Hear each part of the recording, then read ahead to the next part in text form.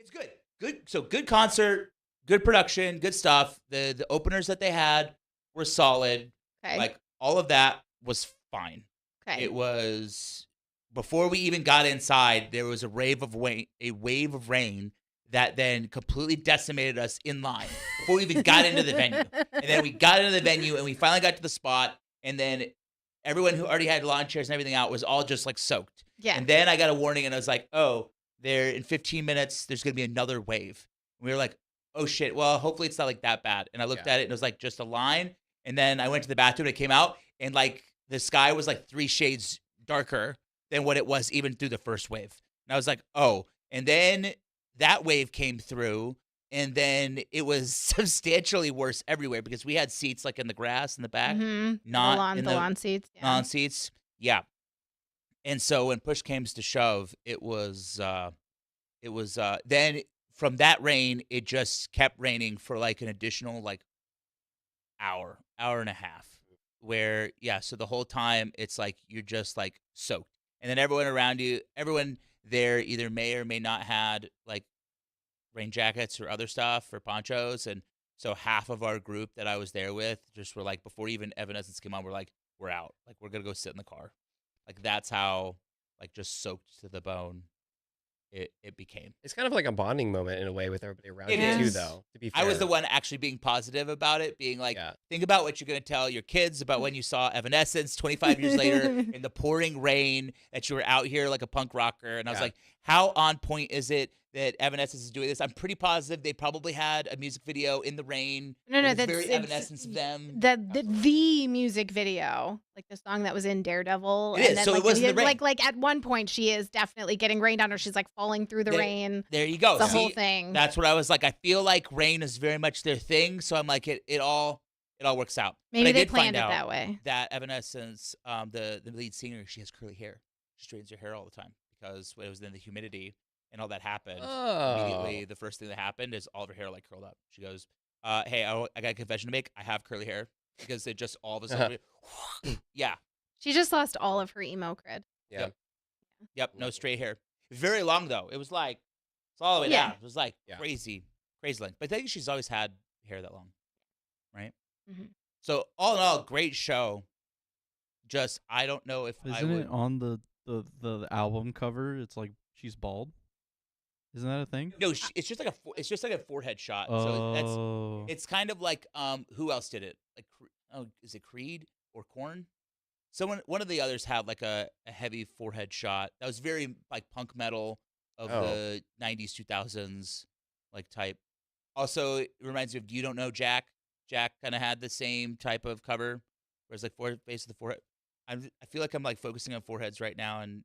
Like no one else is relating to this, and it's kind of like you say you're not into Evanescence, but you clearly, you know a lot. I don't know. I know enough about punk rock music of that time period. Evanescence wasn't one of the ones I was big into, but I know like the main songs and stuff, so I appreciated it. I do think calling Evanescence punk rock might be like a whole separate conversation, but we have a different podcast here today. But that could be like 8 hours of every internet comment. Evanescence is metal, to be fair, but I'm saying that albums of that time period. Got it. So like the early 2000s. Okay. Rock. I'll zoom out.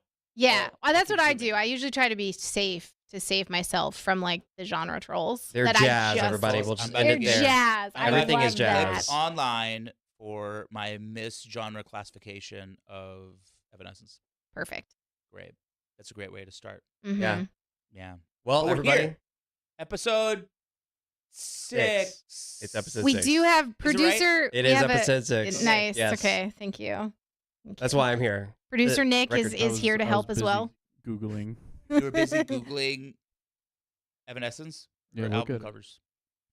Gothic, alternative metal, and hard rock. Alternative metal, yeah.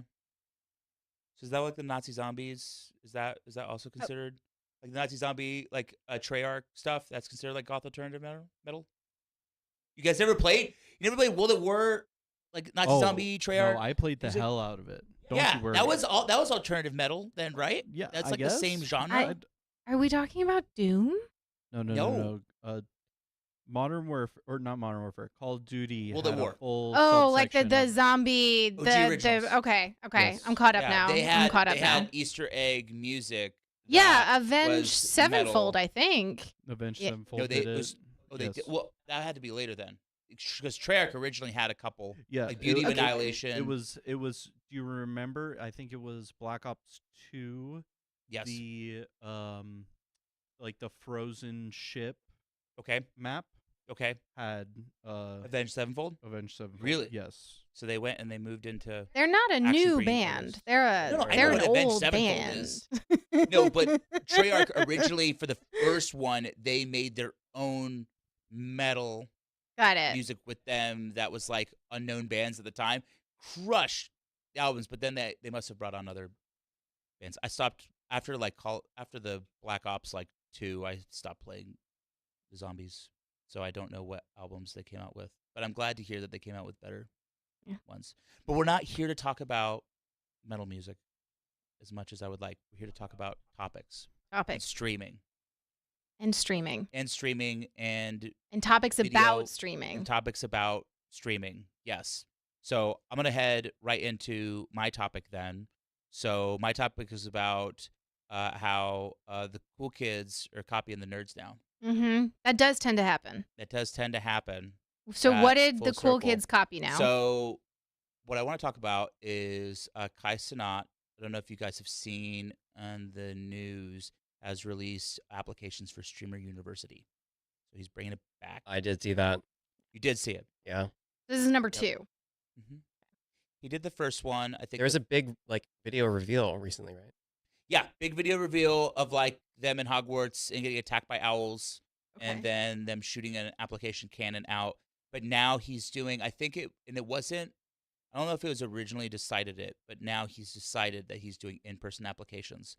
So over this weekend, they did one in New York, and then they did one in LA, and then I think they're doing the one in Atlanta tomorrow.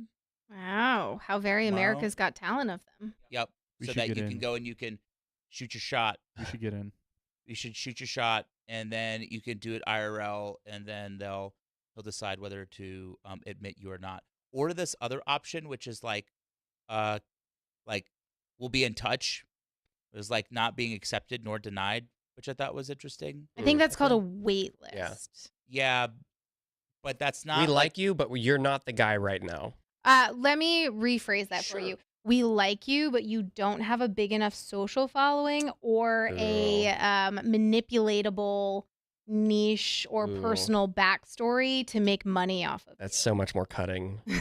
Oof. Yeah. You. So there's different applications that you can do. You can either be a student, you can be a professor, or you can be a club manager. Okay. So Oh, wait, student professor or club manager. yeah, so if it's you want to do dodgeball, you want to be the dodgeball club, then you have that. And then if you want to be a professor, then you could do a professor of engineering or make a professor of robotics or whatever, make them do whatever. And then they have a student that you're actually there to learn. So what do they learn?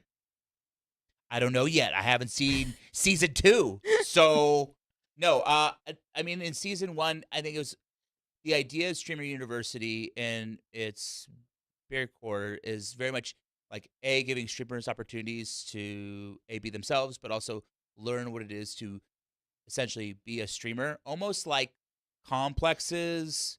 Complex had the JV class of rappers, Okay. right? Where they would announce who was the up and coming class of artists you should be focusing on. Kai Cenat is essentially doing a streamer version of that. So, but instead of it just being an announcement, it becomes content. So that he's teaching them all these things. He has other people involved. It becomes almost an extension of his Mafia-thons that he's done, which become subathons. But he actually came out of a gap, I guess a hibernation of streaming to ultimately do this. But what I'm finding interesting is that because he hasn't streamed for so long, he's almost using his rebirth of this streamer application ultimately building its own hype train. Mm-hmm. So a lot of people are going and posting online like their applications of like, hey, this is why I should be in Streamer U, whether or not they should or shouldn't. Like Soldier Boy has a huge beef with now with Kai Cenat, where he was like, oh well, if you don't put me in, I'm gonna make my own thing. And then within like 24 hours of even doing that beef, he made his own thing. So now there's Rapper University. It's Okay. gonna happen in Atlanta sometime in the future. Sometime Soldier with Boy, if Soulja you're Boy. watching this, we can help you out. I mean, You it sounds we're like here in Soldier Boy was Atlanta. just trying to. Peace up, A-Town down, you know? Sounds like Soldier Boy was just trying to step out of his lane a little bit. Mhm. Well, You know what I mean? according to what I know, Soldier Boy is just he just beefs. So Oh, okay. but it gives him a good opportunity then to come up with his own thing and kind of ride the coattails of content that's already out there. So good on him. You know what I mean? He likes Um, dipping his toes into different things. He has the Soldier Boy, which is like his gaming console. Have you heard Okay. about that? He likes dipping Gaming his toes. console? Yeah. This is giving me a lot of Snoop Dogg vibes. How like Yeah, he Snoop likes Dogg to just do has his all of toes. these different it's like projects Shaq. and everything. Mm-hmm. Closer to Shaq. But yeah, I mean, so it's almost building its own hype train in a sense that the all these content creators are building video content around being in Streamer Mhm. University, which also self-feed itself, that people see that, and then they want to go and ultimately apply, and then people are doing it in person, that becomes its own IRL thing, and then capturing the content that ultimately comes around that, to the point where football players are now trying to apply for Streamer U, which makes the irony that the football players who are also their own Yeah. entity that people go and follow are trying to now be a part of Kai's thing, which reminds me of, when we work on the Super Bowl and we've seen these football players, like after we're done shooting with them, trying to hang out with the content creators and get photos, like with Sketch, and This get is selfies. this is it's like the jocks trying to crash the AV kids, like putting together the end of year slideshow at graduation or something. Like we're gonna go back to 90s tropes. That's what this feels like. Sure. I mean, think about it. Think about when you first had that conversation of what do you do for a living, and you play video games, you work on video games, you do a company. Like I think all of us have had that conversation when it comes to streaming and someone who doesn't understand what it is. Like, Yeah. what do you mean strangers watch you online? Right. I feel like it's obviously come up for me, but it's funny because that used to be the niche, right? Like that Sure. used to be the weird nerd thing that you did in your weird niche nerd fandoms. And now it's something that football players are trying to do. It's something that big personalities, it's something that Soldier Boy thinks is important enough to start a beef over Yeah. and like help his own career out. Well, I think it goes back to what we talked about in like a couple episodes ago, is that content has changed. Mhm. What's popular is what everything tends to be cyclical, but how content has been made is all about socials now, and now athletes are ultimately a part of the conversation. And so at the end of the day, right, that having the football players now want to be a part of it because that's where the conversation's ultimately happening. They are their own cultural ethos, but so many of these football players play video games and hang out that they won't not know about Kai, Yeah. right? That they want to be involved in that, and they're willing to use their ILS to be a part of it because that's where the cool things are ultimately happening. That's where the cultural conversation is. It's less happening on linear television, and it's more happening in real time at these different events and these different content pieces. Okay, so Garrett, I'm going to ask you this because Cody and I have both done a decent amount of content creation. Like I've done a ourselves. thing. Like been like, let's put ourselves in Sure. front of the camera that we control. Right. So we consume content in that space and everything. Now, it would make sense for us to watch Streamer University because we ourselves at some point have been streamers or wanted to be or interested in this, right? At some point in my history, I would have gone, Streamer University, that's cool. Maybe I'll watch and learn something. You can correct me if I'm wrong, but my understanding is you don't really have that much interest in being like a streamer Yeah. per se. as the For now, guys, we Yeah, don't know we what. don't For now, But- we don't know what's in going to this happen. moment, but Guys. we can't eliminate it from He's the future. streaming that's right a different now. band. I'm a- That's also isn't punk rock. What? Who? In this moment, I'm just Oh. I'm In just this moment? messing. I'm just True. messing with Cody. Is that the pun for Boo. today? Damn. I got it. Okay. So where I'm setting up all of this is I want to think about the average viewer because the average person is Me. not trying to be a streamer. A lot of people think about it, but the average Yeah. person is not sitting down and streaming every single day and grinding away 40 hours a week. So we're putting you in the average person's seat. What makes you sit and watch Streamer University? How do they appeal to the non-content creators to pull in those eyeballs? There are a couple ways that you may draw those eyeballs. I think it would be mostly just the people that currently watch Kai Cenat, following and tracking what he's already been doing and Mhm. watching him try to then impart that on other people as a mentor-mentee kind of mentality. I could see that just being who he is and the audience he already carries. But I was also wondering why he wasn't trying to target more established streamers. I don't know if he did that the first time. I actually didn't watch it the first time. But Sort of. I could see him trying to target some more established streamers where they have 50 concurrent and it's not botted, and and he's bringing them in to be like, hey, this is how you can elevate your product and your platform and try to make it another step up the ladder until maybe you can get to where I am one day. I think that could then bring in other people's audiences and, bring in the interest from their own communities.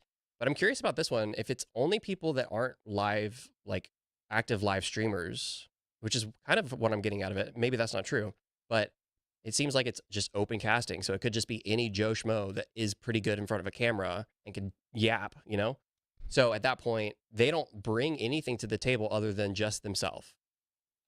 I think he has some of it that's IRL, but you also have to fill out an application that has all of your stuff on it and your social handles and things like that. So I think Okay. that's kind of why I don't know if he's actually accepting people right now. He's like, we'll be in touch because he ultimately wants to see all the people who end up going and applying and then building ultimately the best roster that he can. I mean, I think that Right. Kai has that power because he's the most subscribed Twitch streamer ever, right? Has been. Yeah. But is he not now? Somebody might have Mhm. taken the record. Oh, It fluctuates. Yeah, I bet he doesn't have the most current. I'm just wondering, at Right. one point, he had the highest anyone had ever. maybe it's He definitely did. But Yeah. I don't know if someone has I taken think that. Jinxie did. Jinxie? I'm pretty sure. Really? Most recently. Yeah, that was during all the Rocket League challenges, right? Oh, There was a bunch of I might be mixing things, but there was a huge sub count off of some like cross game challenges. So basically, a really popular streamer was challenging pros in their game of choice, and like, Yeah. if I can score one goal on you, if I can land one headshot on you, like I get $10,000 or something. Oh, wow. I don't know if that led to the most subs or not, or if that was just a cool activation. But there was Jinxie's been doing some cool stuff. He just, like, his most recent League of Legends tournament, for instance, just was such a huge spark for Mhm. that community that it's basically brought so many people back into the game that have been outside of it for so Jinxie? long. Jinxie. Really? Yeah.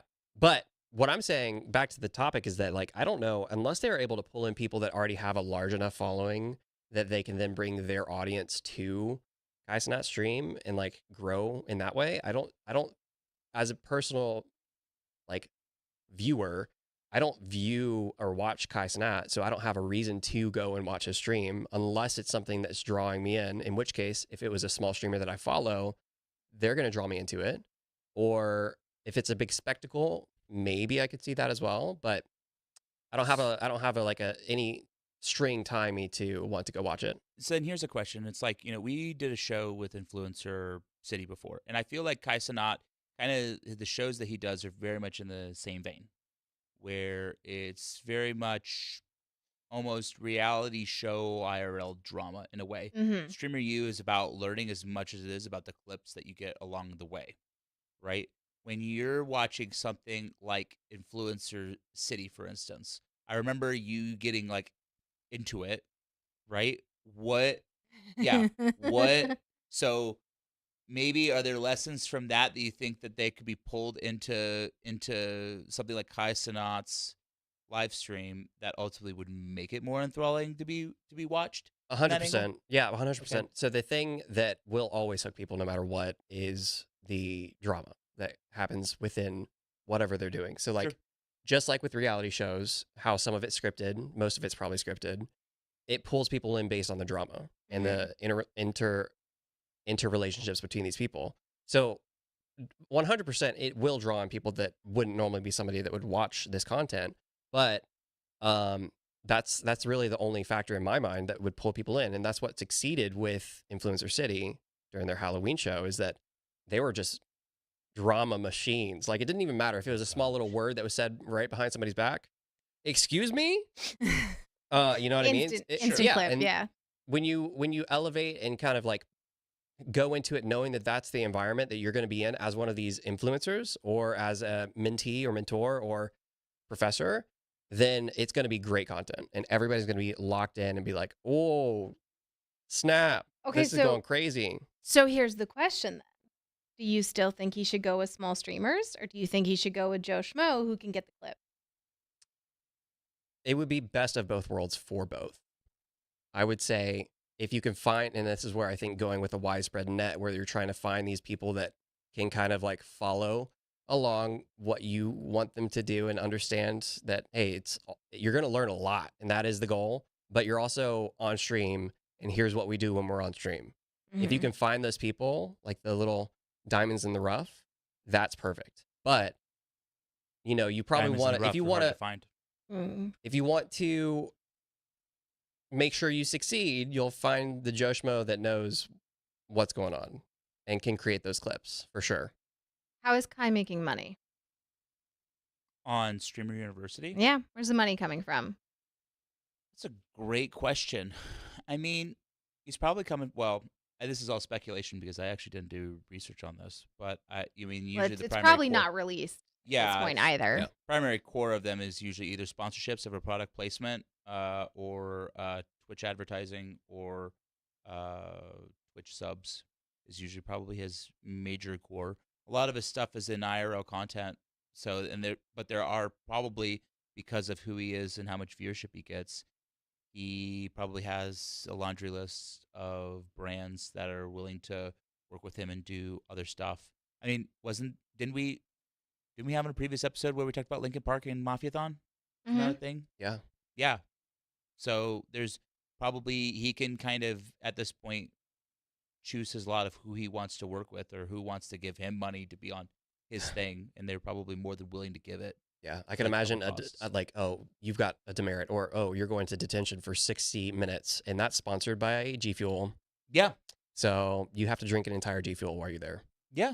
I see that as kind of where ultimately it's heading. So See, I disagree. okay. I don't think it's going to be sponsored. I would actually agree with you as well. Yeah. Okay. I don't think it would be either. Because Kai's content is, as we were talking pre-show, like more on the scuffed side, right? Sure. The like giving you the realistic, the IRL, the shaky camera, That the like. removes the authenticity as having. Yeah, when you start putting brands into the picture, you start having rules, right? They can't. Okay, so if you have Coca-Cola as a sponsor and one of your streamers walks in with Pepsi. a Pepsi, what are you going to do? Cut the broadcast? Sure. You're going to get fined? Is Coke going to get mad at you? You have to start thinking about that. Mm. And it's not a bad thing to think about that. Sponsors should get what they're paying for. But when you are Kai Cenat running this almost, like, I think of a lot of streaming right now as almost a form of like guerrilla warfare is how they approach it.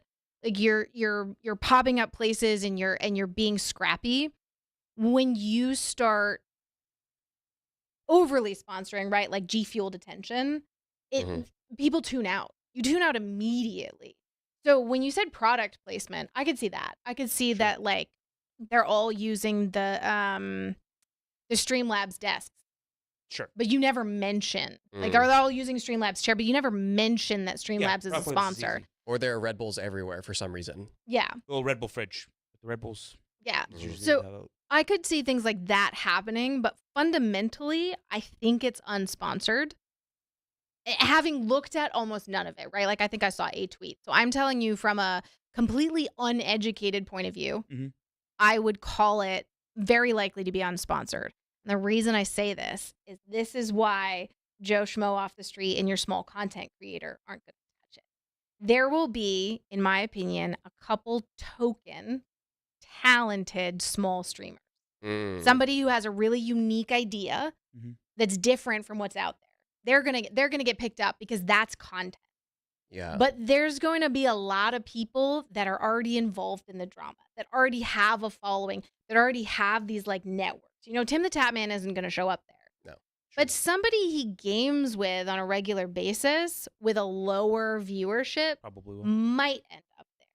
And I think they're going to find these spider webs, because when you start digging underneath, everything is much more connected into a smaller world than you realize. And I think that's the key, because that is going to manufacture eyeballs, and eyeballs are how Kai's going to get paid off of, you know, the partnership program on Instagram where you get paid for your real views and your subs on Twitch and YouTube monetization and all of that. That's all your money is going to come from driving eyeballs to your channel. You do not drive eyeballs with 20 viewer channels. You do include a couple 20 viewer channels so you can show that you are helping smaller streamers succeed. But you spend a lot of your time casting a really unique idea that's from a small creator, and then a bunch of larger tier creators that are on the fringes of already being there. And then those are the ones who one or two of them might get catapulted because of drama. I guarantee it. Because of some piece of drama, one of them will get catapulted. Yeah. But a lot of them, I think, people see these opportunities as their chance to get a big break. And look at American Idol. How many of them ended up having a big break off of that? Look at the designer runway, Project Runway. How many of them ended up successful? Ultimately, these kinds of things are an incredibly tiny chance of going anywhere, because the people making the show are not trying to find a star. They're trying to be a bigger star. Trying to be a platform that the stars can go to and then be found. No, they're trying to be a star.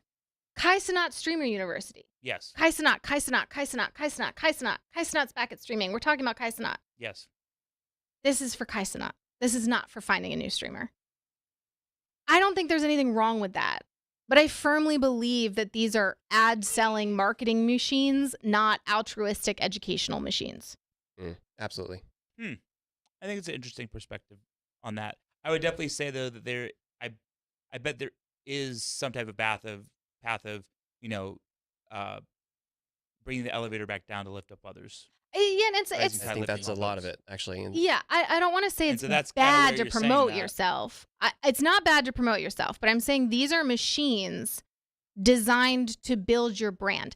Just because you build your own brand does not mean you're not bringing other brands up with you. But I think it's an interesting thing to look at, that a lot of small content creators are going to see this as their big break. And the reality is, it's not going to be. That's just the reality. When you're talking about an industry that an infinitesimal % of people, you know, I'm being very negative, and I appreciate you on calling me out on that, but I'm trying to get around to a positive point. Okay. I promise. Because I was like, to some people, this is where they would go and say is their quote unquote big shot. Yeah, right? and that so they're actually going to have big eyeballs because it's going to be on Kai Cenat stuff. He's going to be involved. It gets them coverage, depending on how they ultimately perform in this, right? That kind of driving the line between getting kicked out but building good cred ultimately could help them get and land other deals. I can maybe get around to your point where you're like, this isn't the monetizable moment for a streamer. This is the opportunity to become a monetizable moment in the future. So this would be, I think where I'm going with this is that Streamer University can very much be about helping streamers, at the same time very much be about helping Kai. And there's nothing Sure, wrong with that. To be very 100%. clear, Yeah, it's content. it's content, it's helping people, it's genuinely doing something, and there's nothing wrong with also building your own brand on the way. But where I'm going with this is what we talked about the last time I was on, is that virality in general. So Kai is overall viral. Some of these smaller content creators are not overall viral, and it's very Sure. unlikely they ever will be. It's also valid. What happens when something like this comes up, and we'll compare it back to American Idol. You can have someone who is the best opera singer in the world, and they will never turn into Kelly Clarkson.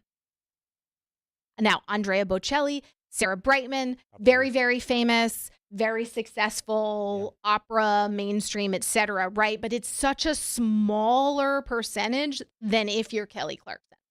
So when you have content creators coming into these spaces hoping to be Kai Cenat viral, you end up very disappointed. Regan, are you saying that not all content creators make it? I know, crazy.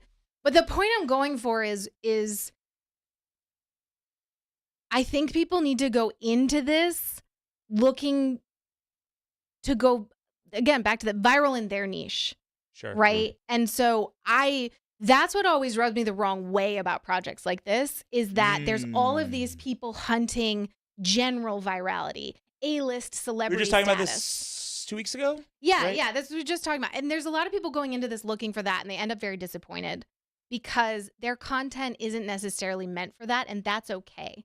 And so I'm going to draw this on the back. What I would like to see out of this is a genuine understanding of finding your own passion in your content rather than drama for widespread virality, which is also, again, fine if that's what you choose to do. But some people are very, very good and passionate about a specific thing that's not drama.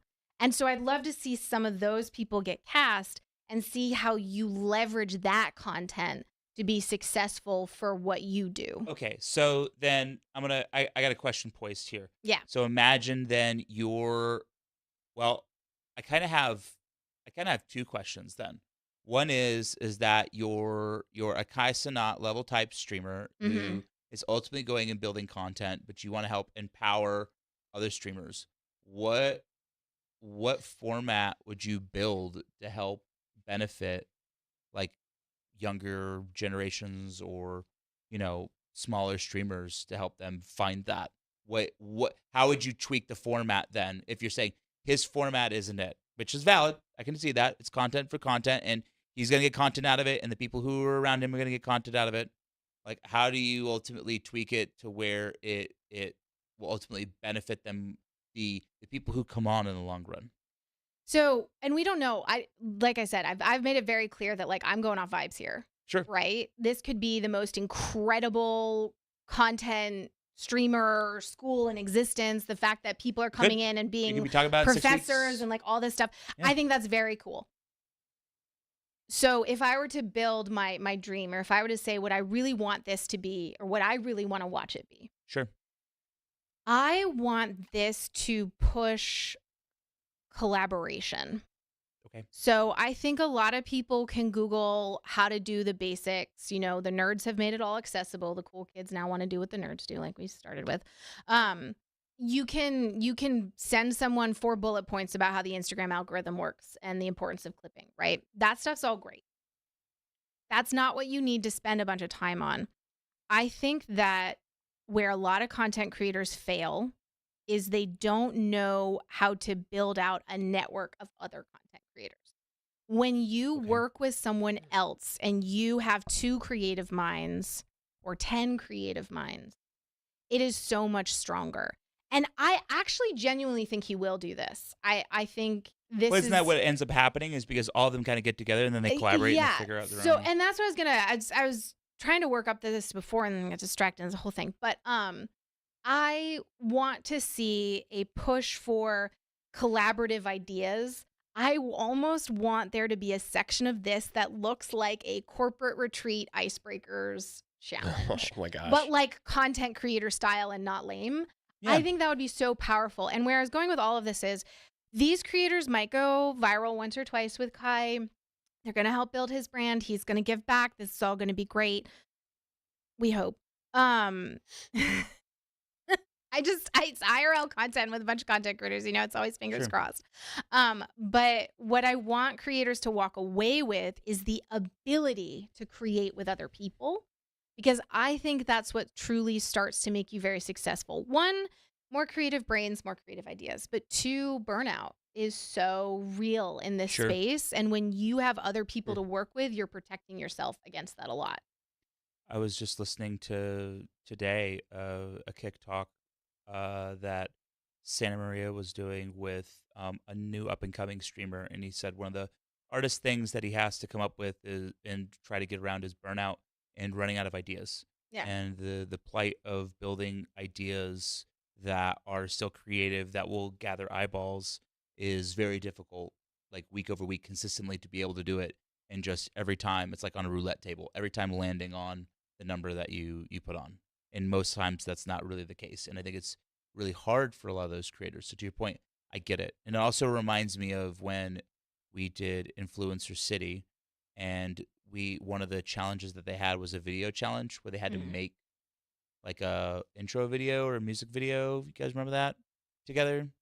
They had to, like, one of the challenges. Oh, yeah. A freestyle rap video. Yeah, it's like a Nice. freestyle rap video or like some skit that they had to go and do, and then they had to break off into their own teams, then all work together collectively to like make the video. But they only had like 2 hours to go and do it, and then we played them online, and then people voted on like whose one was like the best one, and they both came up with like different ideas of essentially like using the studio for it. And I thought it was really good content. But to your point, I think that's kind of speaks to what you're saying, is that when you're collaborative and you're coming together as creatives to come up with ideas, then that's where some of the best ideas are formed. Yeah, no, exactly. And so that's, I think where I'm going with all of this is when you walk into something like Streamer University, you can be chasing Kai level virality, which he has worked his butt for, right? Like there's a reason he broke the sub record and all of that. But you don't have to be chasing that because there's so many different ways that content can hit and reach, and there's so many different ways to qualify success. So when you're talking about, I want to see a 50 viewer streamer there, and that's what would get me to watch, you already watched them. There's already a form of success in the fact that they have you sitting here advocating for them. And I think that some of that sometimes gets lost when you're talking about these big viral challenges. And then that ties back into how important it is to actually use this forum as a way to connect with other creators, both to be more successful in your niche or in creating overall, but also to fight burnout, to learn how to navigate that, to learn how to be creative, and all the way, back for what we've navigated. I think that's going to end up being the really like powerful takeaway, is that you're going to form Kai is going to form some really strong streamer bonds. And whether or not those people become Kai Cenat level famous, I think that's going to be the win from Streamer University, is some The network that you build. Some of the network and some of the inside jokes and some of the like moments you get from watching reality TV that like 5-8 years later a viewer sits there and watches and goes, I was there 5 years ago when you two became friends. Well, it reminds me a lot of like the comedy groups. I think that's a really good example, even moving to like more traditional film, as to how like comedians keep other funny comedians around, and they're known to pull each other into like movies. If you look at like how Adam Sandler surrounds himself with people, and every time he's done a movie, he's brought those people in, and then those people have brought him into other movies. Like the Seth Rogen circle is another scenario of comedians that keep each other around that ultimately build good online content. streaming content. Dropout. Yeah. Sure, Dropout. They talk Right? about all the time. This is all of my friends, and I get to hang out with all of my friends. Yeah. But then, Brendan Lee Mulligan has that show, and then he has D20, right? And then he has Critical Role. Critical Role. Yeah, sorry. But the point is that once you have that good circle of people, then you tend to keep those good circle of people around each and every point. So to your point, if that's where the class if that's where the Do you think that that's all that this is? Is just a way for him to farm a circle. more peeps for his crew? It could be. Maybe. You know, I think content houses, this is what I was thinking this he entire probably time. has It's his like, own circle. all That's why we're he got talking there. about with the idea of this is people bring each other up, especially if you all jive well. So like what Yep. were content houses back in the day? There were people that got along very well. They all had the same focus. It could be a game, it could be a niche, it could be whatever.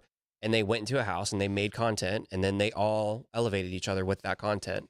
That's gone down the wayside a little bit since Yeah, I was then. gonna say But like the streamer houses, I think, have kind of like the idea is pretty fallen apart at this point. There's maybe some But that's the remnants left. concept, Sure. right? Yeah. So that you're bringing each other up and you're getting to know each other and you're all good at, That being actually around each makes other, me so. curious as to, like, now that you brought that up, like, does it makes me want to explore an area where it's like obviously in the comedic circles it worked out. People pulled each other on films.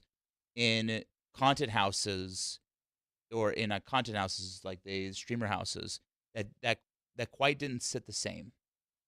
Right? You had people who all were like, all right, we're gonna be in a house, we're gonna stream, we're gonna make content together.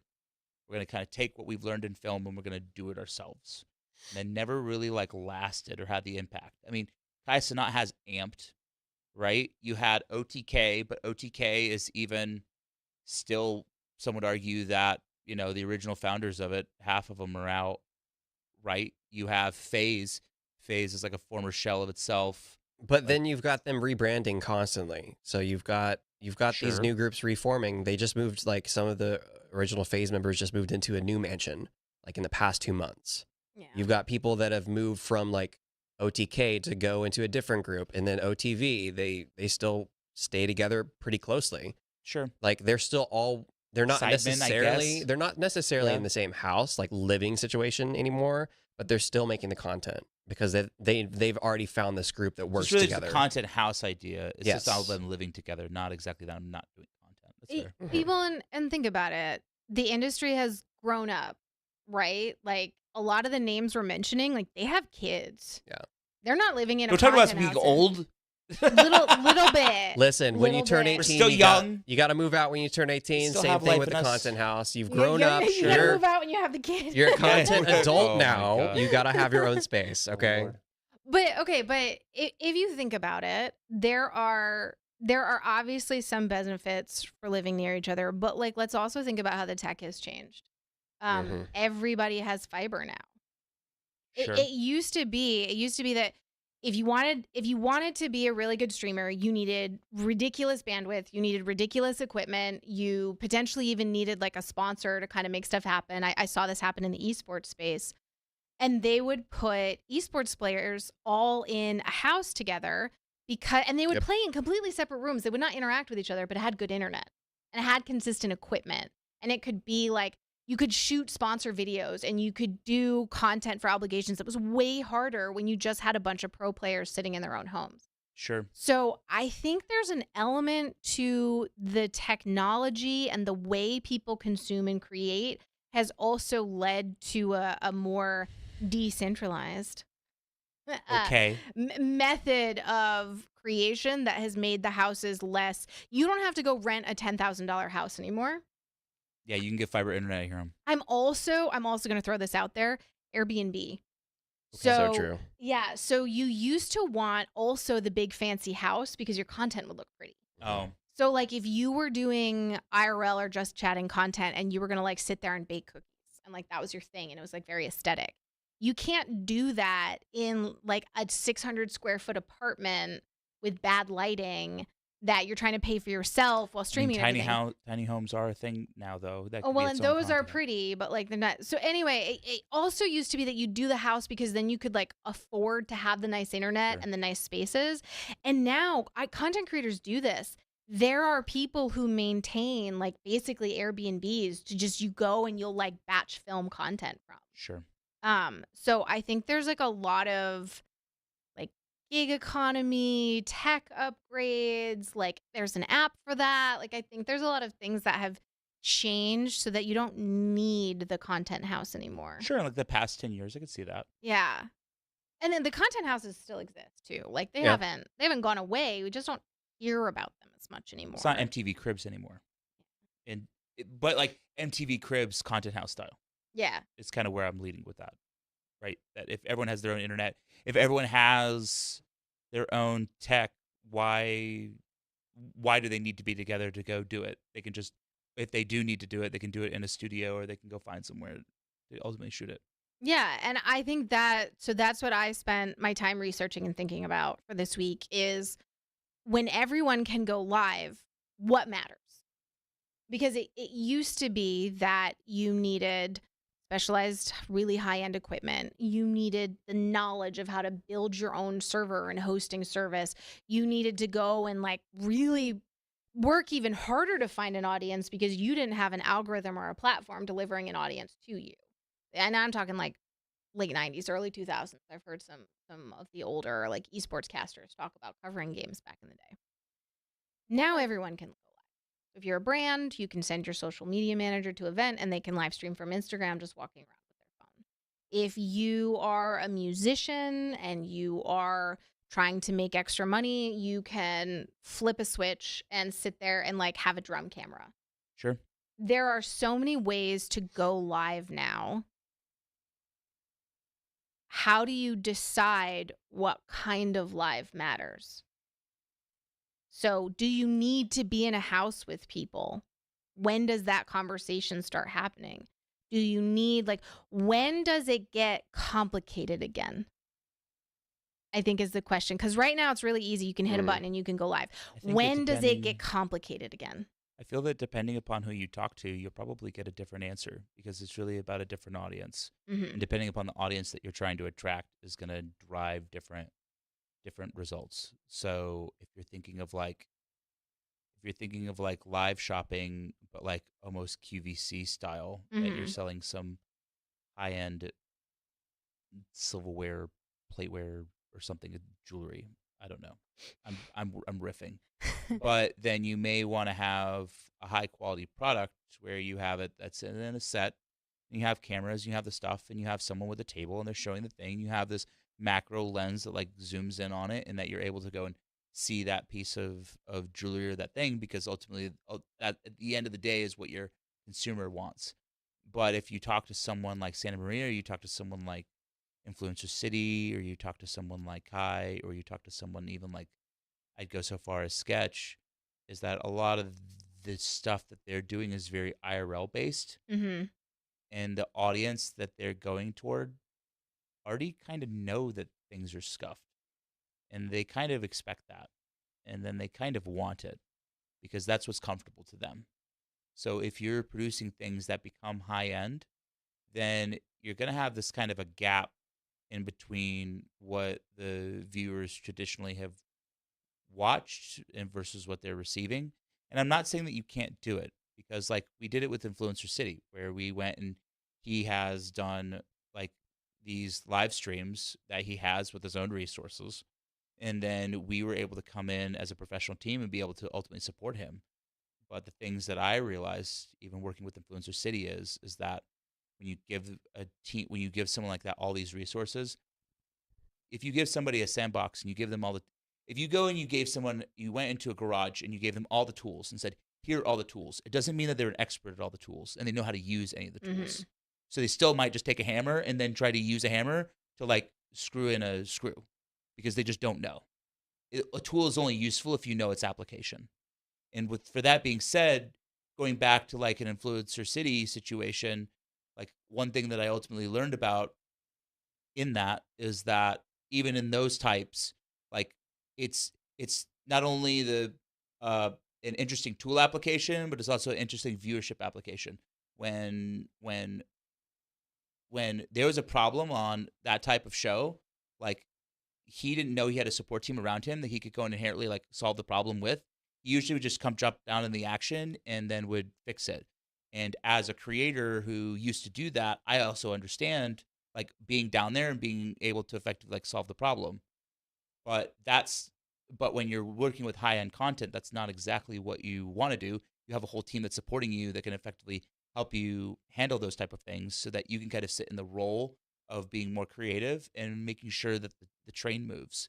And I guess what I'm trying to go with this is just that to bring it all the way back around is I think it's very much focused on like the application and ultimately the end result of like your viewership. So his viewership is okay with it being scuffed because that's what they're there for. They're there for the scuff, they're there for the drama, and they're there for the action. But that audience is not going to be the one that you're going to be trying to sell jewelry to. That's going to care in that way of looking at this and have the macro and have it on a studio. They would rather have it on one of those creators and be like, hey, look at this watch that I have. Isn't it sick? This is the thing on it. And then they saw it on there when there was some drama that was happening, whatever, over a watch. And then they're like, I want that watch. Right? I wonder how often scuffed is done on purpose, high production. So, for example, some of the things we play around with a lot, right, are IRL packs. We really want to see more IRL packs bring backstage access to highly produced content. And so you can have a world where you have people in IRL packs, but then you have a broadcast team that's actually controlling the view. Well, that's like IShowSpeed. Mm-hmm. Very much a guy who has IRL packs, but has a whole control team behind him, sitting in a different room, like making sure that everything is solid. I actually watched an interview to that point. Sorry, not to steal your. No. I love this. That IShowSpeed was shown an interview, I think like 2 weeks ago, talking about he'll go so far as to have his cameraman walk down the path that he's gonna go through and then make sure that the stream doesn't drop before he does it in a city. And if it doesn't hold the entire time, he'll change. He's like, we can't go down that street. We're going to lose connection. So we have to go a different way. So there is, even in an IRL setup like IShowSpeed, there is 100% intentionality in from what he does. And then the quality that he's still trying to bring, even though it's like IRL on the street. Like he knows the product that he has, but he also knows that if it goes down, it's a problem. But he also knows on the platform side, it's a problem. This is where I was going. Okay. So the big creators who have their brand off of doing scuffed stuff, I don't think is actually scuffed, right? Like I think there's fake scuff. I think there's this cool, I gotta think of what the shape of the graph is, but I think there's this cool graph where like when you're smaller and you're starting and you don't know what you're doing, it's scuffed. Sure. Right? And then you get better and you like start polishing things and you make it look really pretty and you get the fancy lights and you get the better camera. And then somewhere along the way, you start realizing that that's not doing what you think it's going to do. Because you're like, wait a second, I've leveled up, but I'm not leveling up. And you sort of scale back on the production value and start leaning more into the personality, and it gets a little more scuffed. But you've come a long way. You've learned a lot more. So you know how to make the scuffed look good.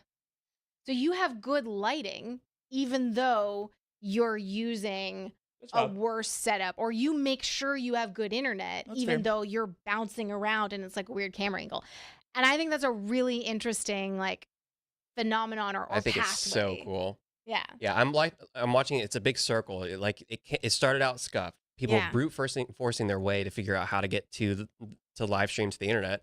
And then it got more refined and now it's in everybody's pocket. But now I'm seeing people like modding old style VHS cameras to be able to live stream from those cameras to bring back to the scuff. But then again, their background, it's a mansion. Yeah. You know, like the lighting is perfect. The lighting is absolutely as optimal as it could physically be. They've got the perfect internet connection with bonding and everything, and they're using a VHS camera. Yeah. And it's going to their stream, and people love it, and it is cool. It's a nostalgia. It's a nostalgia. It is a lot of things, but it's a lot. It is cool for sure. Cool. So let me bring this back to my question. Okay. When you go live, what matters? Because you said different people would give you a different answer, but with our circle of content, everybody is circling the same center point. The content? Sure, but what about the content? What matters? Well, well, what matters is engaging, captivating content for your audience, regardless Mhm. of regardless of anything. I think that's kind of, I think that would be the ethos of a lot of these platforms is that it's like if your content isn't good, then it, a lot of the people go and say if the content isn't good, then maybe you just aren't good yet, Yeah. Can I distill it down? right? It's like content. It's all about the content. It could be all about the production. It could be all about presentation, everything. It's all about human connection. Yeah. That's what it comes down to. It's you feeling connected to the person you're watching. And this is where, sometimes you go a little too overboard with human connection, but you feeling like you have a friend across the screen from you, or that they are working with this content group, and those two people that are talking together on this podcast or on their stream, they have a connection, and you get to kind of like live through that vicariously. I think that's what it actually distills down to. It's not so much like the production value, be it VHS level or be it proper ESPN level. I think it's just you feeling like, hey, I'm watching this sports commentator. They're talking about the sport that they love. I love that sport. I want to see them talk about that sport because this is my favorite thing to think about. I think that's all it comes down to. And this is where I'm going to go back to, remember when I said Kai Cenat Streamer University is in big part about Kai Cenat and promoting him and his comeback. You said his comeback to streaming and all of that. And you said, oh, if he gets this 50 viewer streamer, I'll watch. This is where it's all beautiful. That 50 viewer streamer is going to make an audition tape, is going to post on social, is going to go, they're going to film themselves there. Whether or not they get in, you were rooting for them. Mm-hmm. They get in, you follow their journey, you keep rooting for them. Yeah. They don't get in, you might go and see, but who did? This was so good. So if they didn't get in, who did? And that's how you start watching. I can see that. So you're not there for the person. Well, you're there for the person who beat the person. Yeah, and it's that emotional connection, and that's these activations, these ideas. These are what brands chase. They want something that people genuinely emotionally connect to. Mm-hmm. The very hard thing is that if you're not doing the thing, it's hard to know what people will connect to. There is a world where Kai could have gone, I'm going to make Streamer University. And there's scholarships and there's a tiers you can buy in at. And like, it's a real university. We're going to put this. That I don't think would have worked nearly as well, no matter how popular he is. Because it would have been, here's an opportunity to learn things. And what I was saying earlier with my very jaded approach was like, yeah, that would be really helpful. That would be a great opportunity to learn things.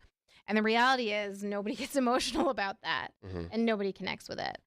And so this is an instance where you create something that gives people a path to exploring their dreams, even though we all know that it's very hard to make it. Sure. And there's a solid chance that not a single person he casts ends up in the upper echelon of streamers by the end of it. But it's this like chance to explore your dream. So with that said, I want to pivot it on a question then. I want to pitch to you, Regan. Is that, so you're a brand, right? So obviously we have these creators that are creating this authentic content. We're saying that product placement is one way that you can inherently do it, but ultimately it's around their content and the story and this journey and this authenticity, and that brands can ultimately, or not brands, but like people want to authentically connect with people. How can brands capitalize on this cultural conversation that's ultimately happening around like people connecting with people? Are there ways that brands can inherently do this for themselves? There was an ad I saw while watching the World Cup that actually I think missed the mark, but would have been a really great ad for something else. So it was children asking, how did people meet each other? How did they know how to do this? How did you learn how to do this? It was all these different child's voices asking these questions of like, how did you get inspired to do this, or how did you learn what other people write, and all of these great, like, insightful, only a child could ask it questions. And the feeling that you got was, wow, the world before social media had so much more conversation and connection. That's what I thought the ad was about. I thought the whole ad was about people connecting with other people in person, in community, and all of that. And I thought we were going to get a brand that. And at the end, Pinterest logo came up. And I went, oh my goodness, that's just encouraging people to browse curated pretty pictures and not like experience real life. I thought it was going to be an ad for like an outdoor sports or like a car, like going on road trips, like, or like one of those like visit Texas ads or something. And it was Pinterest. And I was just like, this is a beautiful ad because you have all of these emotions and nostalgia and these like, these little kid voices like reminding you how important it is to like ask your grandparents about what it was like growing up. And then it was Pinterest. And I was like, this, like Pinterest, good job putting the ad together. Like you really made me feel something. But then at the end, I was like, but this ad made me feel like the opposite of going on Pinterest and scrolling. Sure. And what they were going for was that the internet drives connection, which is true. A lot of my greatest friends are spread around the world, and that's very true. But that ad made me really think, wow, someone could have taken this concept and had like you traveling across the country asking people questions that normally you would Google. And instead of Googling, you're going out and you're getting real stories from real people. And then it's a car ad for like a good road tripping car. That's what I was thinking about. Yeah. Or it's a shoe ad for like 500 miles walked in these shoes, right? And it just keeps showing a shot of the shoes walking up and knocking on a door or sitting down with an old man playing chess in the park and talking to them. Or it's a Facebook meta glass, like, you know what I'm talking about? Yeah. Like there were ways to do the ad that made sense for the product. And like I get where Pinterest was going and it wasn't necessarily bad. All of that to say, I think that the IRL content, emotional connection, engagement, and live streaming world works way better for brands than they might be realizing because you can do a campaign like that gives people that connection they're craving while still allowing them to consume it online without ever actually having to leave the house. So you can have a fast food brand sponsor some content that is travel content. And they just are constantly like eating at the fast food brand and you show it there where they have a map out and they're planning hiking through a park and they're like eating their fast food before they go and hike. And they've got like, a packet of cookies that they're like taking with them. And they get to the peak and they're like, oh, I'm worn out. And they like pop a cookie and they're like, but I wouldn't change out this view for anything. Right. That and you do that all as a live stream, right? This doesn't have to be an ad during the World Cup. This is a live stream of people going and living their lives and connecting and tapping into that emotion. Yeah. There's somebody who is, an incredible guitar player and they are busking on the side of a street and they're having some kind of conversation. Every person who comes up, they say, I want to listen to what you're listening to. I want to hear 4 songs. You don't get to pick. I'm just going to hit skip in the playlist you're actively listening to. And it's a Spotify ad. And it's just people who are listening to Spotify and they're just sitting there and you're like experiencing people's day through their Spotify playlist that they don't have a chance to curate ahead of time. They're just skipping through it. There's all of these ways that you engage this emotion with people in IRL content that you can't do through an ad read or through I drink Red Bull to stay awake. Like there's a reason Red Bull sponsors Insane Athletes and the content is all about high adrenaline activity because you associate adrenaline and accomplishment and the best of the best and the craziest of stunts with Red Bull. Sure. And so I think there's so many opportunities for brands to think about what their emotion is.